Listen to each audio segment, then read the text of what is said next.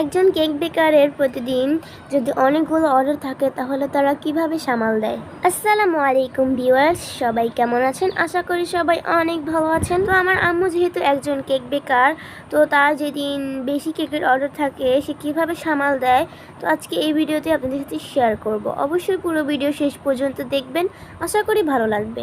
তো ওই দিন আমাদের 2টা কেকের অর্ডার ছিল। এটা হচ্ছে বাড়ির থেকে আসার 2 দিন পরে ভিডিও। তো আমাদের একটা কাস্টমাইজ কেকের অর্ডার ছিল। তো কাস্টমার আমরা বাড়ি থেকে আসার পরের দিন অর্ডার করে রেখেছিল, বলেছিল পরশু দিন দিতে। তো আমরা সেই অনুযায়ী একদিন আগে কেকটা রেডি করেছিলাম, সাথে আরেকটা হাফ চকলেট হাফ ভ্যানিলা কেকের অর্ডার ছিল। এই কাস্টমারটা আমাকে ঈদের অনেক দিন আগে অর্ডার করে রাখছিল যে ঈদের পরে আমাকে একটা কেক দিতে হবে। তো আমরা তার কেকটা অর্ডার নেই ঈদের পরে বাড়ি থেকে এসে। তো দেখতেই পাচ্ছেন তার কেকের জিনিসও মাপছি। তিনি হচ্ছে আমাদের বহুবারের রিপিট কাস্টমার। তিনি যে কয়বারে আমাদের কাছে কেক অর্ডার করেছেন প্রত্যেকবারে হাফ চকলেট হাফ ভ্যানিলা কেকই অর্ডার করেছেন। ওই দিন ওই 2টা কেক মিলিয়ে আমাদের মোট 3.5 পাউন্ড কেকের অর্ডার ছিল। তো আমরা এই কেকগুলো রেডি করার জন্য সব উপকরণ, শুকনো উপকরণ মেপে নিয়েছি, দেখতেই পেয়েছেন। তো এখন কেক বেস রেডি করা হবে। তো এসব মোল্ডের সাইজে কাগজ কাটা কিংবা শুকনো উপকরণ মাপা এসব কিন্তু আমিই করি। শুধু আমার আম্মু কেক বানায় এবং কেক ডেকোরেশন করে, আর ভিডিওটাও কিন্তু আমি করি, প্লাস ভয়েস দেওয়া, ভিডিও এডিটিং করা, সব কিছুই কিন্তু আমি করি। তো যাই হোক, এখানে দেখতেই পাচ্ছেন যে কেক বেস রেডি করা হয়ে গিয়েছে। এখন শুকনো উপকরণ সব মিক্স করে দেওয়া হচ্ছে। এখানে কিন্তু আলতো হাতে এই শুকনো উপকরণগুলো মিক্স করতে হবে। ভিডিওতে একটু স্পিড বাড়ানোর কারণে মনে হচ্ছে যে আমরা একটু জোরে জোরে মিক্স করছি, কিন্তু আমরা এখানে আলতো হাতেই মিক্স করছিলাম। এই ভিডিওটা কিন্তু এমনিতেই অনেক বড় হয়ে গিয়েছে, আর যদি স্পিড না বাড়ে তাহলে কিন্তু ভিডিও আরও বড় হয়ে যাবে। এই জন্য একটু স্পিড বাড়াতে হয় কিছু কিছু জায়গায়। তো যাই হোক, আর স্পঞ্জ কেকের বেস কিন্তু সবসময় আলতো হাতে মিশাবেন, কারণ স্পঞ্জ কেক খুবই একটা সেন্সিটিভ জিনিস। যদি একটু ওভারবিট কিংবা একটু উল্টাপাল্টাভাবে মিশান তাহলে কিন্তু স্পঞ্জ কেকের ব্যাটারটা বসে যায় আর স্পঞ্জ কেকটা চুপসে যেতে পারে, তখন কেকটাও আর ভালো হবে না।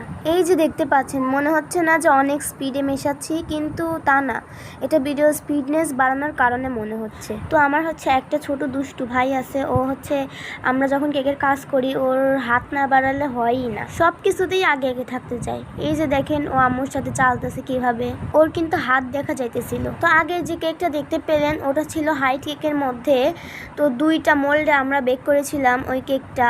এখন যেটা করতেছি এটা হচ্ছে হাফ চকলেট হাফ ভ্যানিলা। বললামই তো যে কাস্টমার সবসময় হাফ চকলেট হাফ ভ্যানিলা কেকই আমাদের থেকে নিতে চায়, মানে এই কাস্টমারটা। তো এই কেকটা বানাতে বানাতে আমাদের হাইট 2টা কেক রেডি হয়ে গিয়েছে। তারপরে হাফ চকলেট হাফ ভ্যানিলা কেকটাও রেডি হয়ে গিয়েছিল।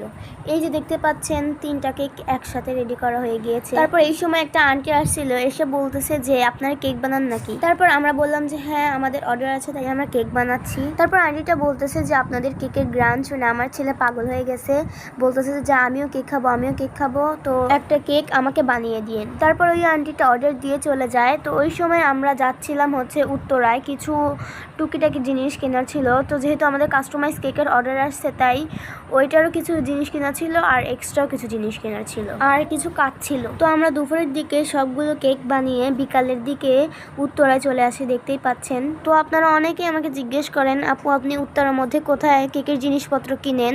তো আমরা কুশল সেন্টারে নিজে যে একটু যেতেই যে দোকানগুলো আছে সেখানেই কিন্তু কেকের A to Z জিনিসগুলো পাওয়া যায়।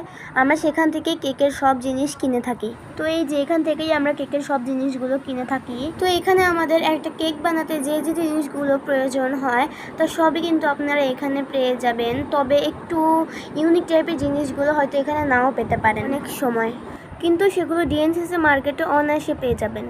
তো যাই হোক, এখানে আমাদের কিছু টুকিটাকি জিনিস কেনা শেষ হয়ে গেলে চাচ্ছিলাম যে একটা স্টিলের টার্ন টেবিল কিনবো। তো আমাদের একটা প্লাস্টিকের টার্ন টেবিল আছে, সেটা যখন প্রথম কেক শিখেছিলাম আমরা তখন কিনেছিলাম। তারপরে এটা হাত থেকে একদিন পড়ে গিয়েছিল, তো তারপর আর ভালো মতো ঘুরে না, সেজন্য ভাবছিলাম যে এই স্টিলের টার্ন টেবিলটা কিনে ফেলি, তাহলে আমাদের কেক ডেকোরেশন করতে আরও সুবিধা হবে। তো যেই কথা সেই কাজ, কিনে ফেললাম একটা স্টিলের টার্ন টেবিল, সাথে কিছু এক্সট্রা টুকিটাকি জিনিস।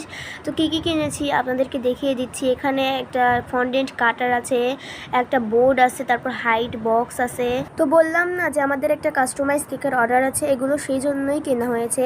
এখানে হাফ কেজি হোয়াইট চকলেট আছে, তারপর গোল্ডেন ডাস্ট আছে, তারপর সাথে ছিল একটা একটা টপার আর বল চকলেট মোল্ড আর বেকিং সোডা। এই চকলেট বল দিয়ে আমি কিভাবে কেক ডেকোরেশন করব সবই কিন্তু নেক্সট ভিডিওতে দিব। আর এই জিনিসগুলো দিয়ে আমি কী ধরনের কেক ডেকোরেশন করব তাও কিন্তু নেক্সট ভিডিওতে পাবেন। তো এই হচ্ছে প্রত্যেকটা কেক বেকারের শখের জিনিস। প্রত্যেকটা কেক বেকারই চাই কিন্তু যে তার বিজনেসের জন্য অনেক নতুন নতুন জিনিস কিনতে, অনেক ভালো ভালো জিনিস কিনতে। ইনশাল্লাহ আল্লাহ সহায় হলে এবং আপনারা পাশে থাকলে সামনে আরও বড় বড় কিছু কিনতে আমরা আগ্রহী হব। সবাই প্লিজ আমাদেরকে সাপোর্ট করবেন এবং পাশে থাকবেন সবসময়, যাতে আমাদের সব শখগুলো যেন পূরণ করতে পারি। তো এই টার্ন টেবিলগুলো কিন্তু এ গ্রেড বি গ্রেডের হয়। তো আমরা দোকানদারকে বারবার বলে নিয়েছিলাম যে আমাদের অবশ্যই এ গ্রেডের টার্ন টেবিলটা দিবেন, কারণ আমরা সবসময় আপনাদের দোকান থেকেই সব কিছু কিনি। তারপর দোকানদার বারবার বলছিল যে হ্যাঁ এটা এ গ্রেডের, এটা জং ধরবে না, নষ্ট হবে না কোনো সময়, এরকম অনেক কথা বলছিল। তারপর ভাবলাম যে আচ্ছা ঠিক আছে, জং মং কিছু সমস্যা হলে ওদেরই ধর্ম, আর কি করার। তো এই টার্ন টেবিলটা আবার পলিথিনের বল দিয়ে মোড়ানো ছিল। এই ধরনের পলিথিনের বল ফাটাতে কেমন লাগে আপনাদের কমেন্ট করে জানাবেন, আমার তো খুবই ভালো লাগে। তো যাই হোক, এই টার্ন টেবিলটা দেখতেই পাচ্ছেন কত সুন্দর ঘুরছে। তো এই টার্ন টেবিল দিয়ে কিন্তু আমাদের অনেকগুলো কেক ডেকোরেশন করা হয়ে গিয়েছে। প্রত্যেকটা কেক ডেকোরেশনের ভিডিও একে একে পোস্ট করবো ইনশাল্লাহ। সেই জন্য সবাই পেজটিকে ফলো করে রাখবেন। তো নেক্সট টাইম আরও নতুন নতুন ভিডিও নিয়ে হাজির হব। আল্লাহ হাফেজ।